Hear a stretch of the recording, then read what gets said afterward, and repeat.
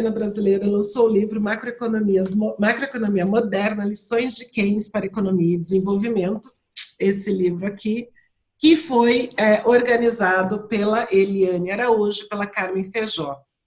Vários membros da associação, pós-keynesianos notórios, contribuíram para o livro para trazer discussão importantes para o desenvolvimento do país, sobre macroeconomia, sobre política cambial, enfim, política fiscal, uma série de assuntos, e a gente está fazendo uma série de entrevistas e discussões sobre o livro para que ele tenha um alcance maior da comunidade pós-keynesiana, e hoje a gente está aqui para falar com o querido Fábio Terra, professor lá da UFABC, presidente da KB, membro da diretoria por muitos e muitos anos, um dos pilares da associação. Fábio, tudo bem? Tudo bem, Fê. Muito obrigado por essa conversa, tá? E obrigado também por você liderar a iniciativa de fazer essas entrevistas, essas conversas, para que a gente possa, então, trazer às pessoas o que foi e o que é o livro Macroeconomia Moderna. Muito obrigado. Obrigada a tu por participar e por aceitar. O Fábio fez o artigo do Fábio, é um assunto que, na verdade, está mais atual agora, né, Fábio, do que ele estava em 2019. Se em 2019 ele estava lá na boca do povo, agora ele é o assunto da bola da vez, que é a política fiscal. O título é A Política Fiscal na Perspectiva Pós-Keynesiana, e ele já começa de uma forma muito bacana, que é mostrando qual que é a perspectiva da política fiscal para o Keynes. Fala um pouquinho para a gente sobre isso, Fábio. Então, vamos lá, Fê. Olha só, isso para mim é muito especial, porque o primeiro contato que eu tive com Keynes, que não foi com Keynes, é claro, mas a primeira vez que eu ouvi falar sobre Keynes foi na escola, no terceiro ano científico. Naquela época ainda chamava terceiro ano científico. Isso que eu ia falar. Eu nem sei qual é o nome hoje, mas lá no terceiro ano do ensino médio. Último ano antes da faculdade. É isso, exatamente isso. A professora lá de História, no último ano antes da faculdade, falou que Keynes era o grande ideólogo, o grande propositor do New Deal, né? Eu mantive isso em mente durante muito tempo, mas fiz leituras de Keynes na graduação, no mestrado, e fui para o doutorado para tentar descobrir o que era a perspectiva de Keynes sobre a política fiscal, porque eu estava fazendo tese sobre isso. Então, ali no doutorado foi quando eu de fato, me propus a tentar achar o que eram as prescrições de política fiscal para Keynes. E nessa busca, Fê, eu acabei descobrindo que não tem nada disso. Keynes nunca foi o ideólogo, nunca foi o propositor do New Deal, né?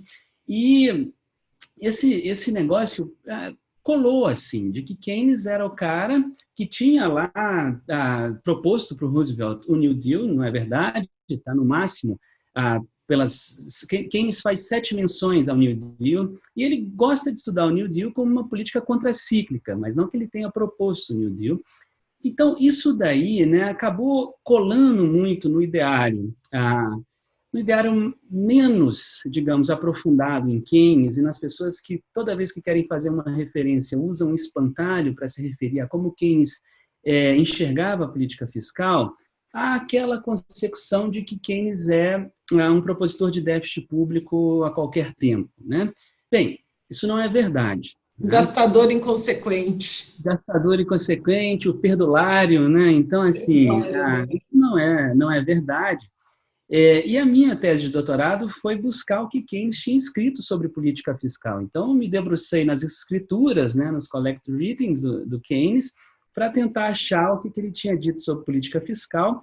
E nisso, assim, eu sou muito sistemático, então eu comecei a fazer a contagem de palavras e descobri, por exemplo, na teoria geral, para subsidiar, né, aquela pesquisa que eu fazia sobre o que era a política fiscal em Keynes, eu acabei fazendo uma contagem de palavras que mostrava que a teoria geral tinha apenas 8 menções à política fiscal, e nisso em várias terminologias, por exemplo, déficit orçamentário, a política fiscal, política de gasto. Aparece só 8 vezes, enquanto que política monetária ou administração monetária, tá, aparece 33 vezes. Então, a teoria geral, que as pessoas falam lá na teoria geral, Keynes propunha, porque em uma passagem ele coloca, se a gente não tiver nada melhor a fazer, cava buraco e tampa buraco para empregar as pessoas. Ele faz isso, as pessoas já tinham em mente aquela coisa de que Keynes era um perdulário, um gastador, né, irresponsável, então juntaram tudo. Bem, não é bem assim.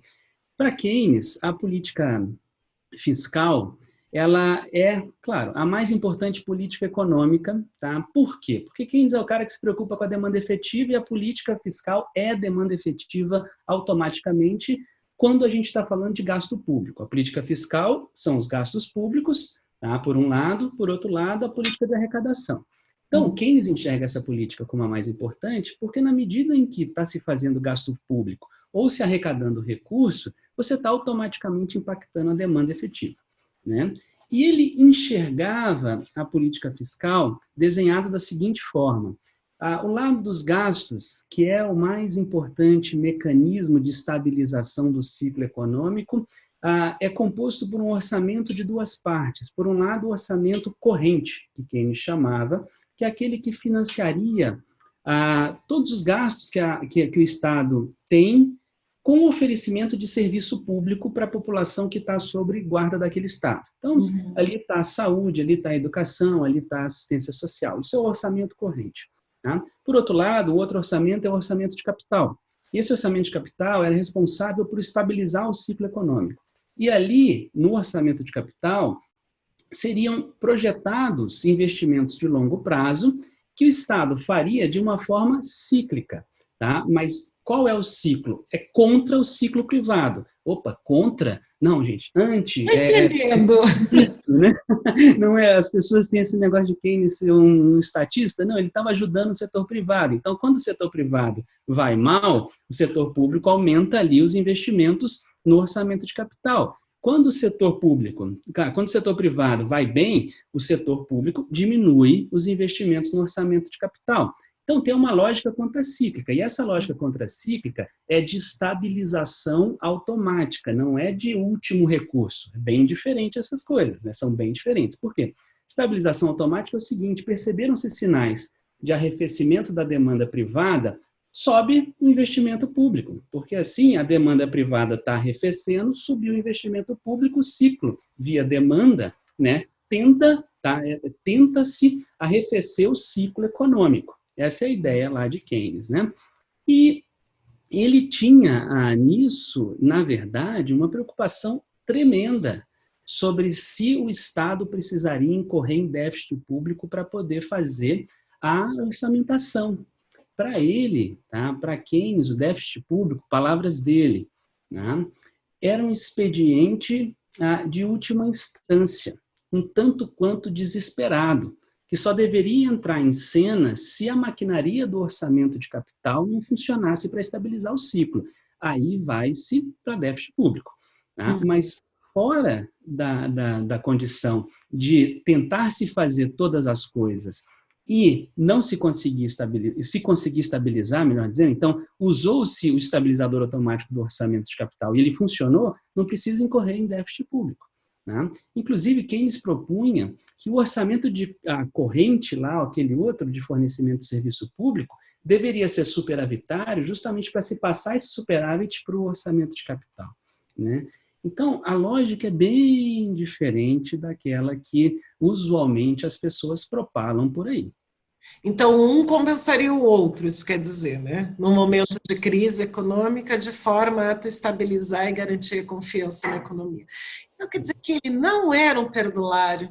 Não. Muita gente vai ficar com raiva agora, né? Outras pessoas vão abrir o coração para Keynes ao entender ou que abrir Keynes o coração. O maior defensor do sistema capitalista que tem, né? É isso.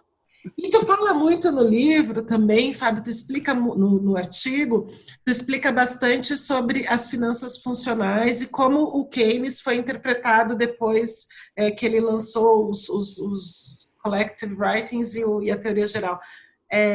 Dá uma palhinha para a gente do que são as finanças funcionais?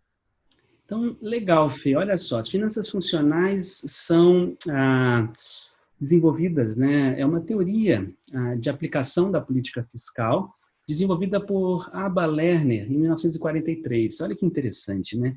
As finanças funcionais, elas tanto alimentam o MMT, por exemplo, quanto alimentam a perspectiva do fiscalismo dentro do ISLM, que é uma leitura keynesiana, tá, da realidade. Gostemos ou não, quando o Hicks começou a fazer o ISLM, ele falou, não, eu vou desenvolver uma teoria que seja efetivamente geral, que vai abarcar a condição de pleno emprego dada pelo lado, tá, da economia clássica, que Keynes criticava, e também vai abarcar aquilo que Keynes trouxe, que é, em última instância, a armadilha pela liquidez. Então, Hicks foi lá e falou, não, eu construí uma teoria geral sobre a teoria geral de Keynes, né?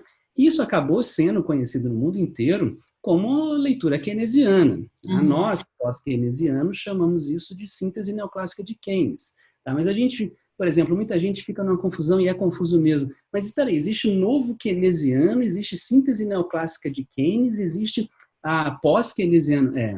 Dá uma briga danada, né? É uma confusão. Não é o mesmo balaio de gato. Não é o mesmo balaio de gato, mas o substantivo Keynes em todos confunde, né? Então é uma coisa bem confusa.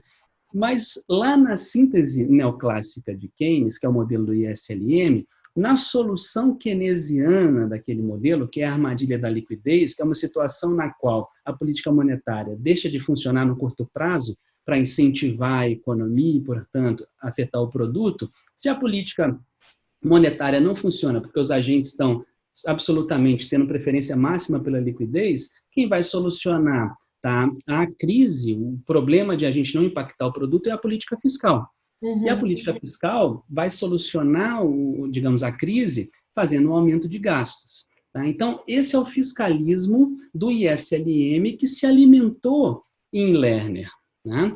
Então, Lerner, ele alimentou tanto o MMT quanto o fiscalismo que a gente tem. O Hansen tem um livro muito bom, Guia para Keynes, em que ele explica isso muito bem.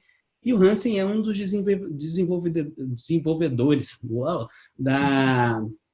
do ISLM. Né? Mas indo para as finanças funcionais em si. Tá? Então, o que o Lerner, em 43, bolou? Ele bolou a ideia de que as finanças públicas não tinham que ser parametrizadas pelo tamanho da dívida, pela sua situação de solvência.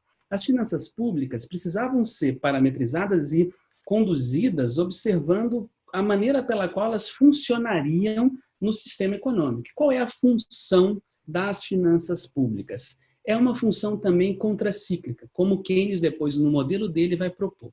Essa função contracíclica tem como intenção, tá, fazer com que por exemplo, se a gente estiver numa situação em que o produto é maior do que a demanda, logo, em que há, tá, escassez de demanda ou insuficiência de demanda efetiva, o Estado deve ir ocupar isso daí gastando.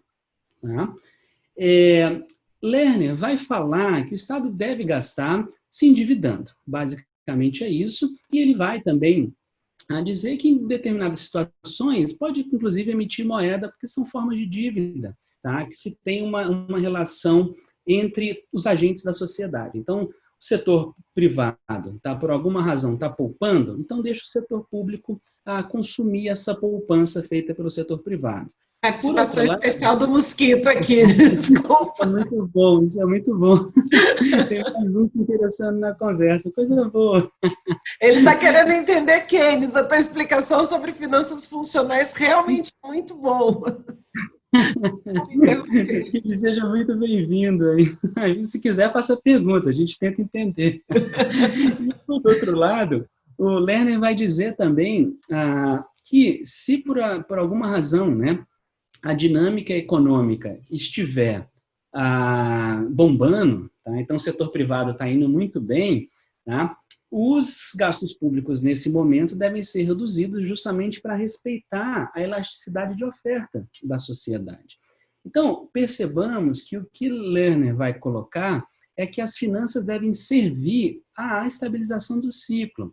As finanças públicas, vamos pensar no caso mais comum da economia, que é a ausência de pleno emprego. Então, se tem ausência de pleno emprego, a gente tem insuficiência de demanda efetiva. Então, o gasto público, ele vai consumir, vou usar nesses termos para ficar mais didático, ele vai consumir aquilo que o setor privado poupou. Se é por meio de dívida, automaticamente o Estado já pega a poupança das pessoas, tá? Porque oferece para essas pessoas um ativo financeiro, ele pega esse recurso e ocupa o espaço de insuficiência de demanda na sociedade, tentando fazer com que aquele emprego que foi gerado no período anterior para produzir determinado produto, né, a parte não consumida do produto é a poupança. Tá? Essa poupança, quando ela acontece, ela basicamente deixa de justificar algum nível de emprego, porque foi produto feito não consumido. Então, ele não precisa ser produzido amanhã. A sociedade empobrece como um todo amanhã se a poupança vai aumentando ao longo do tempo. Então, a ideia de Lerner é que as finanças públicas precisam funcionar para poder absorver isso daqui e manter o ciclo econômico justificando ou aumentando o nível de emprego anterior. Fantástico. Então, mais ou menos assim, ele está garantindo a confiança dos investidores na economia para eles continuarem investindo. Excelente ponto, viu, Fê? Não, eu aprendi no teu artigo. Aí tem um detalhe muito importante para a gente conversar, que é a confiança, né? Lá no mundo do ISLM, quando a gente está no fiscalismo, a gente não tem basicamente a expectativa, né? A questão, eu vou sugerir o Cardin 92, o Mr. Keynes and the Post-Keynesians, que é um livro maravilhoso, em que ele explica isso que eu vou falar muito bem no capítulo 1º do livro, que é basicamente o seguinte: quando o Hicks e toda a turma que depois desenvolveu o ISLM, quando eles estão no processo de desenvolvimento da teoria, a solução keynesiana, que é a armadilha pela liquidez, ela é um dado da realidade. Então, nada explica por que as expectativas das pessoas levaram, por exemplo, as pessoas a demandar moeda, tudo bem? Então, quando a gente tem a solução do fiscalismo que vem lá do Lerner, né, das finanças funcionais, no modelo do SLM, quando o gasto acontece, o produto se expande automaticamente.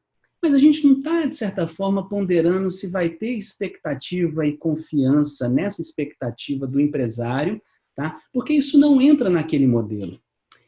E quando a gente olha para as finanças funcionais per se, o modelo do Lerner, a ideia, talvez por trás, era que a mera existência desse impulso dado pela demanda pública trouxesse automaticamente a demanda privada e o aumento de investimentos, e a economia, então, em perpétuo mobile, andaria para frente, tá? E conseguiria ocupar todo aquele fator de produção que está desempregado. Bem, no mundo de Keynes, efetivamente, tá? A gente pode dar um baita do impulso na economia e talvez o setor privado não vai responder. Então, Keynes, ele, ao longo de toda a discussão que ele faz sobre política fiscal, ele é muito como a gente é, humano. Tem dia que a gente acorda sem vontade de fazer nada. Então, o Estado pode chegar e falar: eu te dou R$100 para você levantar agora e ir para tal lugar. A gente fala: não estou afim. Porque a gente é humano, a gente é cheio de motivações, a gente é cheio de convenções, cheio de hábitos. E essa coisa de ser racional eu não entendo muito. A racionalidade, vamos pegar, né, se quiser, de Keynes, inclusive, tá? Ou até de quem trabalha com epistemologia em geral, é uma forma de organizar as coisas, não é uma forma efetivamente de a gente organizar as coisas para decidir sempre numa direção, de jeito nenhum.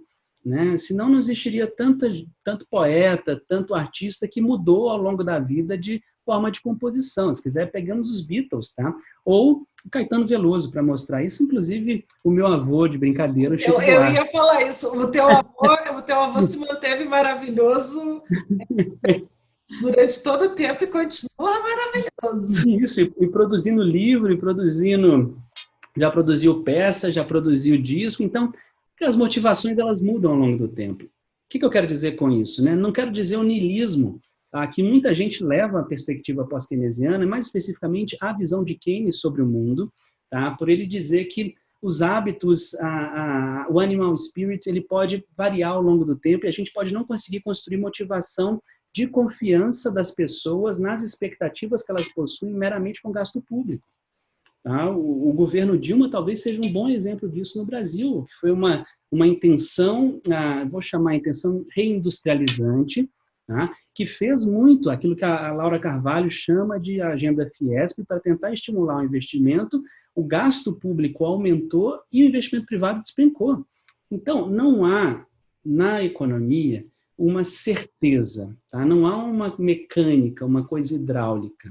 E isso aparenta, né, muito as finanças funcionais deterem, bem como lá o ISLM já detinha, e talvez até seja um dos problemas que a gente vai perceber na proposição da teoria monetária moderna, que é um certo dado de como as expectativas e, sobretudo, a confiança na expectativa, porque essas são duas coisas diferentes. Uma coisa é só eu esperar algo, outra coisa é eu confiar naquilo que eu estou esperando.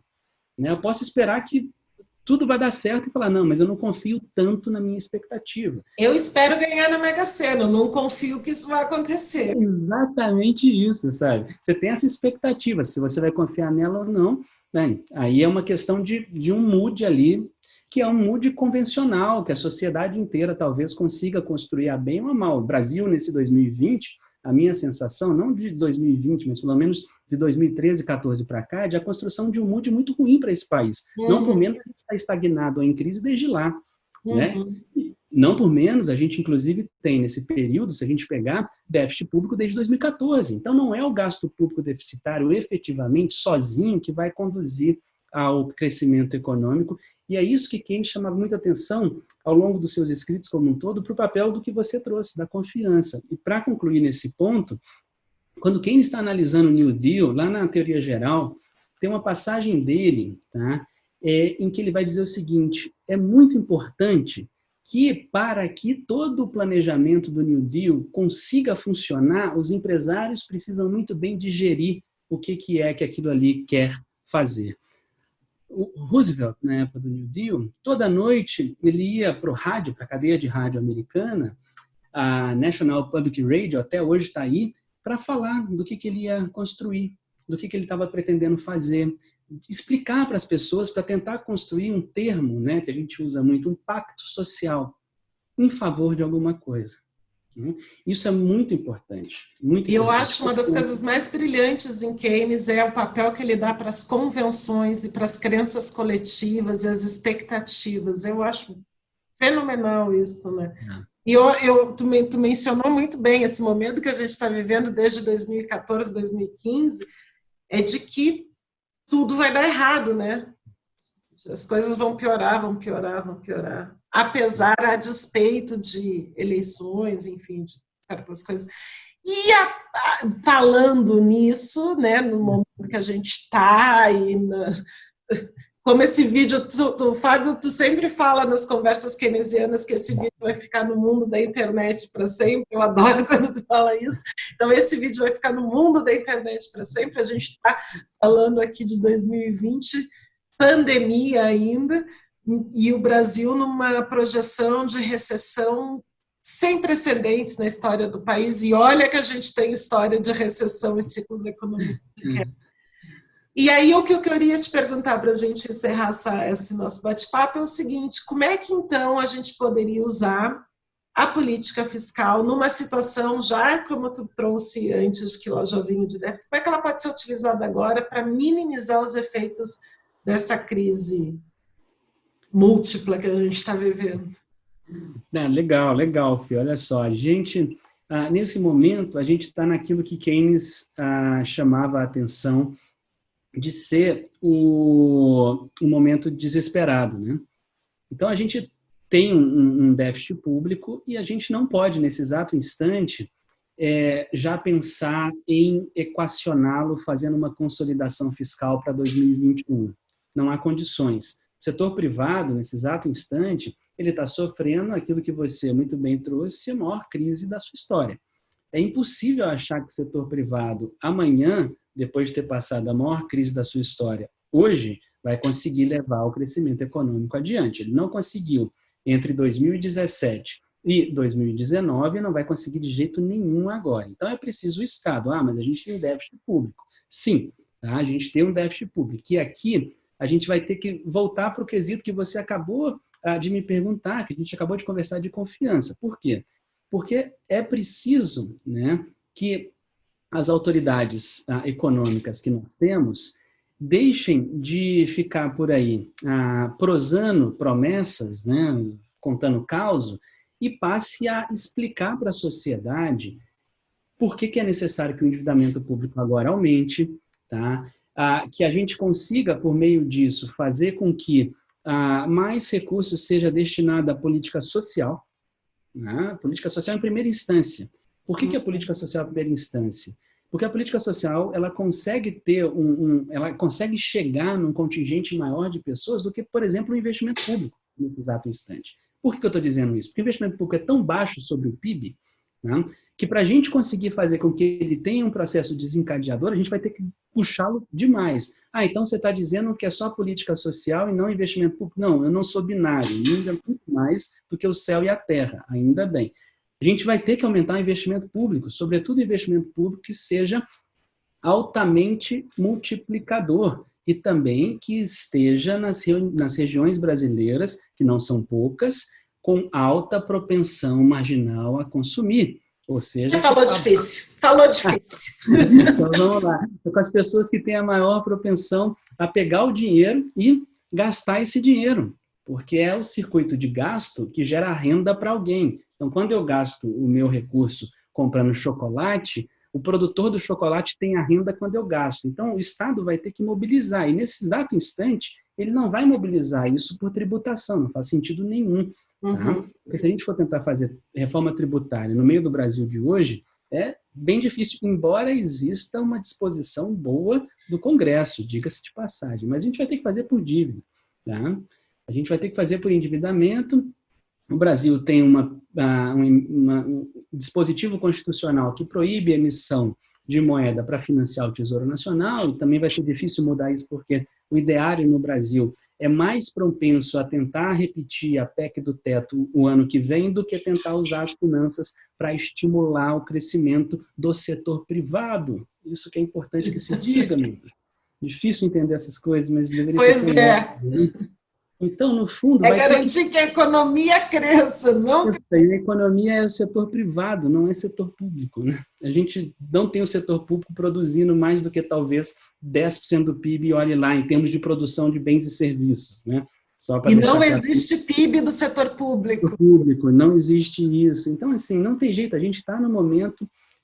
já vem, na verdade, há algum tempo, no momento de insuficiência de demanda, de crise de baixa demanda, de insuficiência de demanda, para usar o termo keynesiano. A gente precisa, portanto, fazer demanda. E para que a gente possa fazer demanda, quem vai fazer vai ser aquele que, digamos, não passa por crise de confiança, que não passa por incerteza em relação ao futuro, e o único que pode fazer isso é o Estado. Então, não é uma panaceia. Keynes nunca enxergou o Estado como uma panaceia, como remédio para todos os males, não. O que ele enxergava, sobretudo, é a nossa capacidade de usar a razão para tentar fazer o melhor possível e levar as pessoas, isso quer dizer setor privado, ao mesmo caminho. Come along, como se diz muito bem em inglês. Bora, vamos junto. Então, como os alunos falam muito, né? Estamos junto nessa. Então, o Estado é que tem que liderar esse estamos junto nessa história. E ele só vai fazer isso com insuficiência de demanda em relação ao que o setor privado produz, ocupando esse espaço de demanda que o setor privado não está consumindo do setor privado. Então, entra ali o setor público. Nesse instante, a gente já está... Quem dizia que o déficit público só deveria sobreviver no momento de uma situação tão turbulenta, de tanta necessidade, um distúrbio tão grande na economia, e a gente está passando por isso já há algum tempo, e essa crise agora, como você bem disse, Fê, é a maior, talvez seja a maior da nossa história. Ela quase que com certeza em um ano vai ter o decrescimento do que foi 15 e 16 juntos, né? Então, assim, se não for isso, dificilmente vou acreditar que alguma coisa será. É. Fábio, muito bacana, eu continuaria até batendo papo contigo aqui. Coisa boa. Temos que manter o curso curto. Pessoal, o livro Macroeconomia Moderna, o capítulo do Fábio fala sobre isso. Se quiser ou entender mais sobre MMT, finanças funcionais, intertemporalidade da política fiscal. Essa, tu viu? Foi boa, essa foi boa, viu? E confiança, leia o capítulo do Fábio. Se quiser saber mais sobre a Associação Keynesiana Brasileira, entra nesse link que está aqui embaixo. E se quiser o livro, entra também nesse outro link ou no site da própria KB, que eles vão indicar onde comprar. Tá bom? Fábio, meu querido, tchau. Muito tchau, Fê. E até as próximas. Todo mundo que nos vê na eternidade da internet. Eu me lembrei do Tim Maia, no Tim Maia Racional, falando para as pessoas lerem o livro Universo de Desencanto, mas eu vou mudar o livro e falar para todo mundo, leia o livro Macroeconomia Moderna, Lições de Keynes para Economias em Desenvolvimento. Vocês vão ter muito conteúdo bacana lá. Obrigadão, Fê. Essencial, obrigada.